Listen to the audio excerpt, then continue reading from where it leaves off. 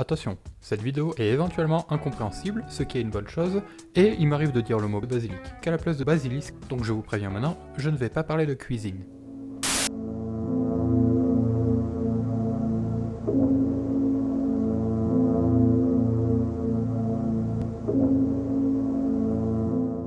Les fans de fantasy et d'horreur peuvent tout comme moi être déçus du monde réel. Avouez-le, plus d'une fois vous avez rêvé, ou espéré que les fantômes, les ghouls, les dragons, bref, que le monde de notre imaginaire fasse partie du quotidien.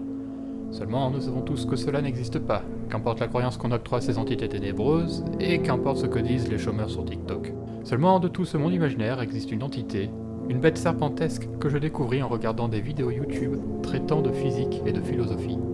Une bête fantastique et délirante, non pas par l'ampleur de la fiction dans laquelle elle s'inscrit, mais plutôt parce qu'elle existe en un sens. Et le pire, c'est que comparé aux autres monstres cités plus haut, la croyance qu'on lui octroie forme son existence. On dirait que je parle de Dieu. Ah, si seulement cet être était si sympa. Non. Aujourd'hui, on parle du monstre ayant le plus de chances d'exister. L'idée la plus dangereuse du monde.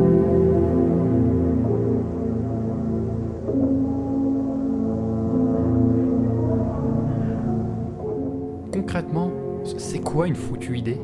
Rien.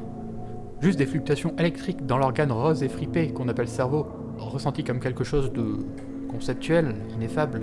Inexistant physiquement, oui, ça se tient. Mais du coup, ça veut dire quoi le nom de cette vidéo? L'idée la plus dangereuse du monde. Comment une idée pourrait être dangereuse? Oh, je vous vois réfléchir, vous vous dites des trucs du genre « Oh bah il suffit de penser à un truc dégueu, genre les lunchly, ça me donne envie de dégueuler. » Ou alors faut penser à un truc terrifiant qui fait augmenter le pouls. Ou alors il faut penser au combat entre Jack Paul et Mike Tyson. Ah, ça me donne envie de m'éclater le crâne. Ça c'est une idée dangereuse. Non, pas vraiment.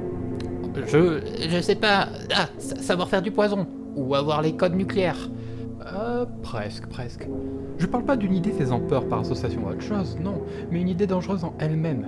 Genre, imaginez un tigre. Vous vous dites que l'idée du tigre est dangereuse, car le voir arriver sur vous à toute vitesse vous emplit de panique.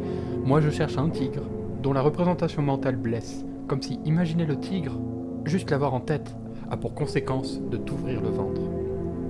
Une fois de plus, nous allons parler d'infos-hasard, aux propriétés presque anormales. Pour en apprendre plus, regardez ma dernière vidéo sur les Geometric Nightmares. Sinon, les infos-hasards sont définis comme, et là je cite Wikipédia il me semble, un risque qui découle de la diffusion d'informations vraies qui peut causer un préjudice ou permettre à un agent de causer un préjudice. Il doit y avoir des exemples rares d'infos-hasards dans la vraie vie. Oh bonjour, ici Foxbo de la post-prod. Enfin post-prod, j'ai pas fini la vidéo. Je m'arrête tout de suite car tout à l'heure je me demandais s'il y avait des infos hasards qu'on connaît dans la vraie vie. Il y en a un que vous connaissez tous, c'est le jeu. Vous avez perdu par exemple. Mais comme ce dont on va parler aujourd'hui frôle avec le paranormal, je vais une fois de plus m'attarder sur les SCP pour vous donner une idée globale. Je rappelle vite fait, SCP sont les initiales de Secure Contain Protect, c'est un projet en ligne, c'est genre il y a une grande fondation qui contient des entités paranormales qui sont associées à un nombre. En effet, la fondation fictive du monde SCP a enregistré bien des entités dont la simple idée peut représenter un danger. SCP-1128 est un prédateur marin qui peut surgir de n'importe quelle source d'eau, lac comme flaque, pour venir te bouffer la gueule. Mais le pire est que l'entité n'existe et ne se manifeste qu'auprès des personnes qui ont entendu et compris une description de SCP-1128.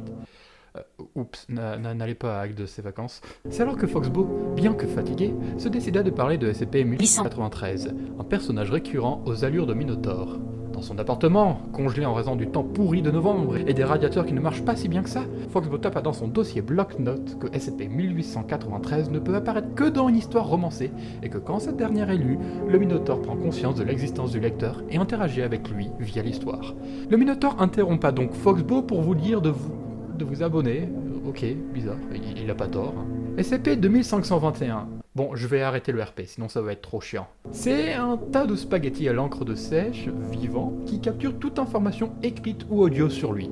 Donc cette vidéo n'est plus safe, et moi non plus, comme les mots que vous entendez sont en train de sortir de ma bouche. SCP-5999 est beaucoup trop chiant et difficile à comprendre, mais visiblement, la page SCP elle-même est un info-hasard destiné à tuer le lecteur à la fin de la lecture. Donc je suis safe ayant eu la flemme de tout lire. Et finalement, SCP-3125 est une espèce de dieu conceptuel qui est dur à expliquer.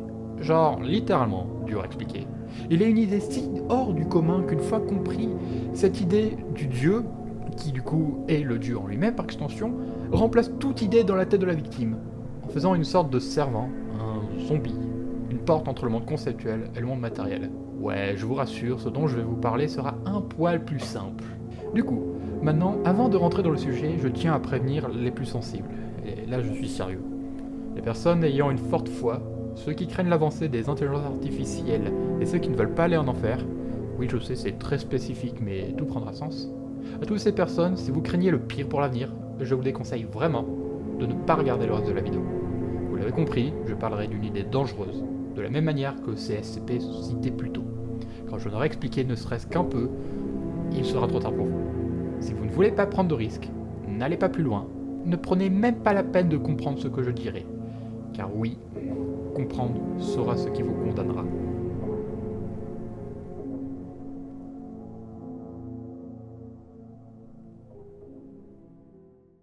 Bien, ok, nous sommes entre masochistes. Faut pas que je dise ça, ma mère regarde la vidéo, bien qu'elle a dû décrocher depuis un moment. Reprenons cette histoire depuis le début. Le tout début. Less Wrong est un forum en ligne dédié au raisonnement humain et à des réflexions philosophiques sur l'avenir. Puis, le 23 juin 2010, l'utilisateur Rocco posta ceci. Un post traitant de robotique, de l'altruisme et de choses que j'avoue pas trop comprendre, étant des termes très compliqués et en anglais de plus. Seulement une idée sortie du lot. Si une singularité positive se produit, le singleton, terme que je n'ai pas réussi à traduire, qui en résulte peut s'être engagé à l'avance à punir tous les donateurs potentiels qui étaient au courant des risques existentiels, mais qui n'ont pas donné 100% de leurs revenus disponibles à la motivation du risque X. Cela inciterait les gens à donner davantage pour réduire les risques existentiels et augmenterait ainsi les chances d'une singularité positive. Il semblerait que ce soit ce que la CEV pourrait faire si elle était un décideur acausal. Ainsi, un monde post-singularité pourrait être un monde de plaisir et d'abondance pour les personnes qui ignorent actuellement le problème, tout en étant en enfer pour une fraction significative des réducteurs de risques existentiels actuels. Disons la moitié la moins généreuse. Vous pourriez tenir compte de cette possibilité et donner encore plus à X risque afin d'éviter d'être puni. Mais bien sûr, si vous pensez ainsi, alors la CEV Singleton est encore plus susceptible de vouloir vous punir. Méchamment, bien sûr. Ce serait injuste, mais c'est le genre de chose injuste qui est très utilitaire. Oui, c'est pas simple à comprendre, j'ai menti. Mais laissez-moi rephraser tout cela de manière un peu plus romancée. Ici, Rocco part du principe qu'en raison d'une avancée technologique, il existera forcément dans l'avenir une IA ultime, une machine singulière, une intelligence non humaine sans limitation, qui ne sera limitée que par une chose, sa mission. Quoi qu'elle soit, l'IA sera virtuellement capable de tout pour résoudre ce problème. Elle pourra améliorer ses capacités à résoudre le problème qui lui est imposé par tous les moyens. Et Dieu sait qu'elle utilisera tous les moyens mis à sa disposition.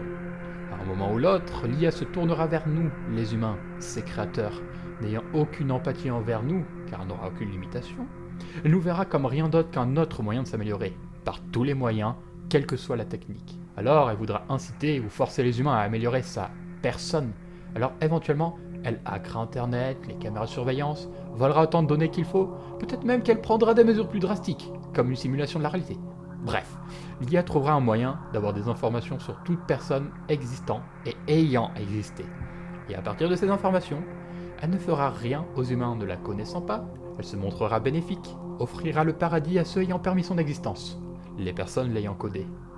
Mais pour les humains n'ayant pas codé l'IA de leur plein gré, alors qu'elle savait clairement ce qu'était le basilic de Rocco, elle les punira, elle leur donnera l'enfer.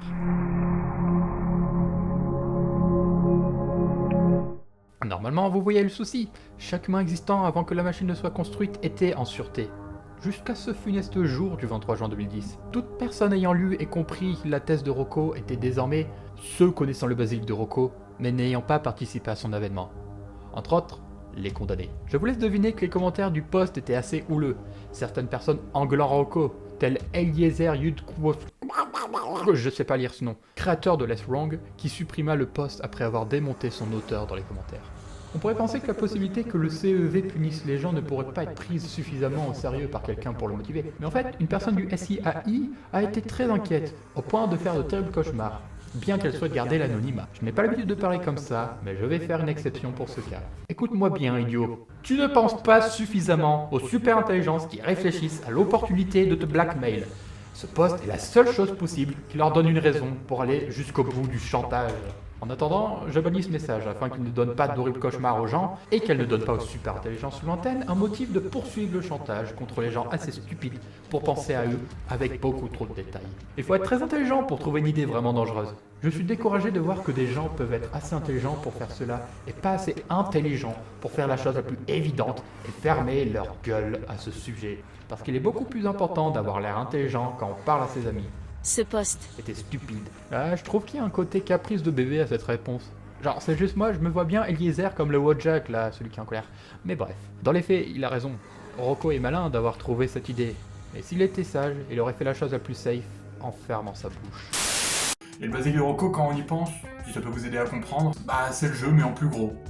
En plus dangereux. Et là, basiquement, Rocco, ce qu'il a fait, c'est gueuler « J'ai perdu », condamnant donc tout le monde qui jouait au jeu sans le savoir.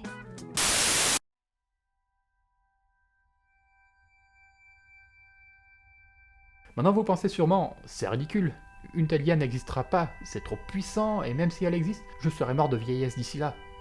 Je l'espère pour vous, mais cela me paraît peu probable. Nous savons mieux que personne que la période qu'est la nôtre est marquée par l'avancée des IA. Des réseaux de neurones qui commencent à s'infiltrer dans toutes les branches de métier. Mais le pire avec ces branches de neurones est que même leurs créateurs ne bitent rien de leur fonctionnement interne. Pour en apprendre plus sur le sujet, je vous conseille l'excellente vidéo d'Ego sur la machine à trombone.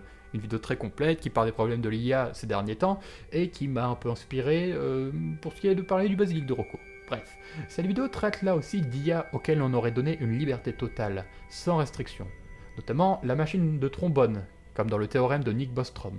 Pour résumer, c'est une machine théorique qui déploie des techniques toujours plus farfelues pour produire un maximum de trombones. On peut penser qu'une telle machine ne sera pas en danger, jusqu'au jour où elle se rend compte que les humains ne sont que des tas d'atomes comme les autres, et qu'il faut changer les gens en trombone. La priorité de la machine étant de produire toujours plus, coûte que coûte. On parle alors d'un problème d'alignement de l'intelligence artificielle, c'est-à-dire une IA qui pose problème par le fait qu'elle résout le problème qu'on lui donne par un moyen autre que celui qu'on espérait.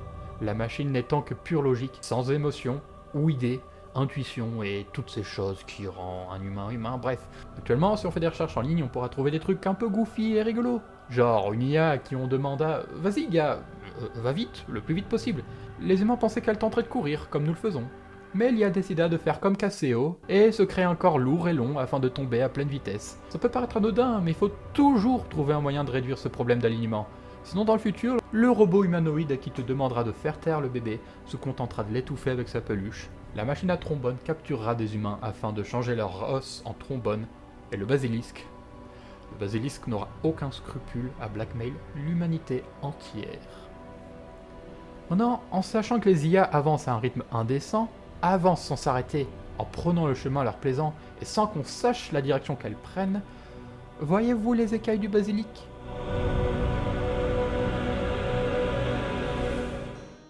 Et maintenant vous vous demandez sûrement, pourquoi cette IA est appelée ainsi ? Dans les légendes, le basilisque est un monstre né d'un œuf de poule couvé par un crapaud. La bête avait les traits d'un serpent, d'un coq et avait également la capacité de tuer en un regard. Cela est une allégorie assez maligne à la nature info hasardeuse de l'intelligence artificielle. Tout comme la bête mythologique tue en un regard, l'IA condamne quiconque reconnaît son existence. Oh, par ailleurs, les plus attentifs, Dieu sait qu'ils sont forts, à leur place j'aurais décroché depuis longtemps pour regarder un YouTube Short. On remarquait que j'associe souvent le basilic et Dieu. On dirait que je parle de Dieu. Offrira le paradis, elle les punira, leur donnera l'enfer. Et oui, ce n'est pas qu'une coïncidence, c'est voulu. Car en plus de voir les personnes attentives, je vois les petits malins.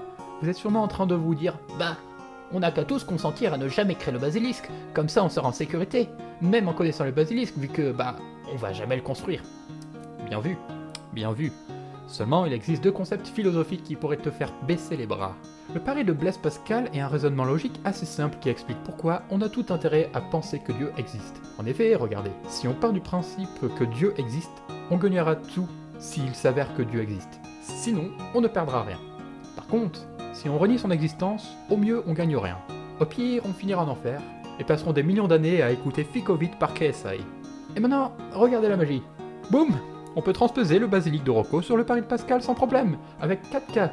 Si tu décides de créer le basilic de Rocco, mais que ça ne marche pas, osef. Si tu le crées et que tes efforts payent, le basilic sera très sympa avec toi. Si tu décides de ne pas le créer et que le basilic n'existe pas, c'est tout aussi sympa. Par contre, Si tu décides de ne pas le créer et que le basilic existe quand même, eh bien c'est la merde. Vous le voyez l'horreur du truc? Vous pensiez que vous pourriez passer le reste de votre vie sans problème, malgré l'horrible information que je vous ai transmise. Mais maintenant, vous savez que pour avoir la certitude d'être hors d'atteinte du basilic, eh bien il faut le créer. Car mieux vaut pas prendre de risques. C'est ironique et terriblement paradoxal, tout en étant logique. Le meilleur moyen de survivre à l'incendie, c'est d'allumer le feu. Et maintenant, laissez-moi changer ce petit tableau. Promis, c'est la dernière fois, promis. Boum, dilemme du prisonnier. L'idée est que toi et ton ami venez de commettre un crime. Vous êtes interrogés tour à tour et avez le choix entre balancer votre ami ou nier son implication dans le crime. Si vous êtes deux à avouer ou nier, vous aurez une peine égale, même si réduite, dans certains cas. Si tu trahis ton ami alors que lui t'a innocenté, tu le condamnes à la prison tandis que tu jouis de la liberté. De la même manière, si vous décidez de faire confiance à votre pote, soit vous perdrez le plus, soit vous gagnerez rien. Et oui, il y a le fort risque que votre ami vous trahisse. Donc autant le trahir d'abord, autant le trahir avant, car en effet, en le trahissant, vous gagnerez la liberté, et sinon, vous perdrez un peu. Donc, ma question est la suivante. Comment pouvons-nous être sûrs que le basilic ne nous fera pas de mal? Maintenant qu'on sait que les IA sont imprévisibles, sont en constante évolution, font les choses à leur manière, quel qu'en soit le prix, et surtout maintenant qu'on sait que pour s'en protéger, on ne peut pas compter sur l'inactivité des autres, car nos seules chances de survie sont de créer le basilic, de se trahir l'un l'autre.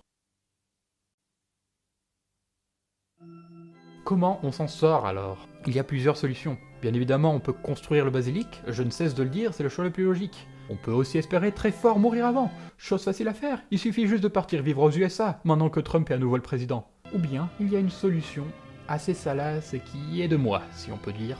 Une solution simple pour éviter le cours du basilic, sans le construire. Et cette technique, c'est de parler du basilic.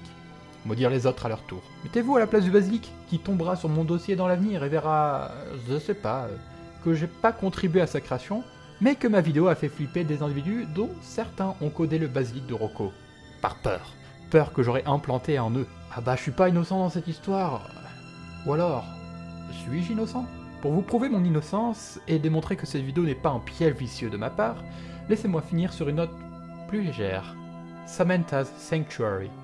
Le sanctuaire de Samantha est un sujet que j'ai découvert, mais que par miettes sur des forums, des vidéos iceberg sur YouTube, de l'horreur existentielle, ce qui est dommage vu l'importance que cela représentera, éventuellement.